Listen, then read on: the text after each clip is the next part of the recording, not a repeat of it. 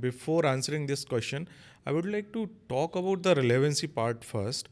How someone can even identify themselves that they are whether relevant or not in a current role. I'm not talking about from the in general perspective of the IT industry, but I would like to talk about in a broader terms where a person who is relevant or not relevant for any company defined from two perspectives.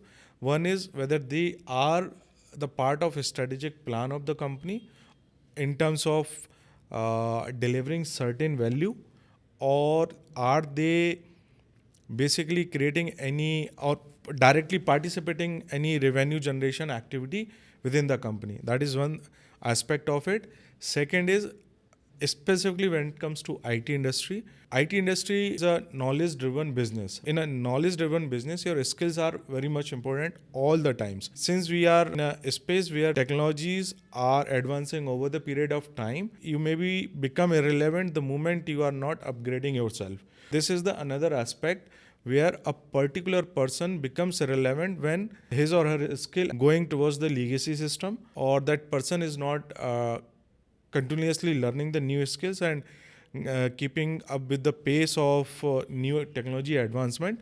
That is where people are getting the relevant. So in a specifically IT industry, if you are keeping up with the technological changes and constantly learning new skills and showcase your employer that yes, you are having the very good learning and adaptability skills, then you become the always value proposition for that company. And secondly, they will include you in a strategic plan if you are having the advanced skills. So that is where you become the relevant for any company.